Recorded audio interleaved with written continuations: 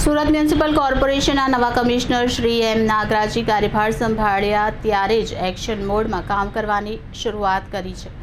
આજે વહેલી સવારે તેઓ કોઈપણ પૂર્વ સૂચના વગર શહેરના પાંડેસરા શ્રમિક વિસ્તારમાં અચાનક મુલાકાતે પહોંચ્યા હતા, જેને કારણે મનપાના અધિકારીઓમાં દોડધામ મચી ગઈ।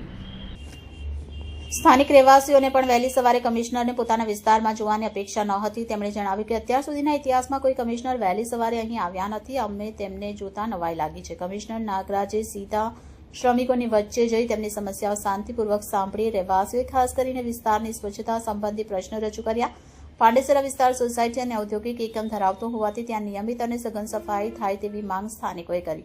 આ દરમિયાન કમિશનરે રસ્તા પર નડતર બનતા અને ગંદકી ફેલાવતા કંડર વાહનોને તાત્કાલિક દૂર કરવાના આદેશ આપ્યા।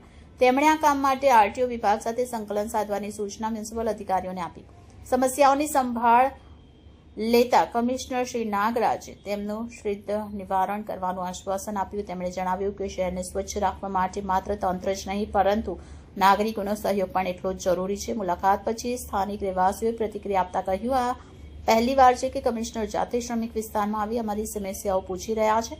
અમને આશા છે કે અમારી સમસ્યાઓનું ઝડપથી નિરાકરણ થશે। નવા કમિશનરની આ અચાનક મુલાકાતથી મહાનગરપાલિકા તંત્રમાં સક્રિયતા વધી છે અને નાગરિકોમાં પણ સકારાત્મક પ્રતિક્રિયા જોવા મળી છે।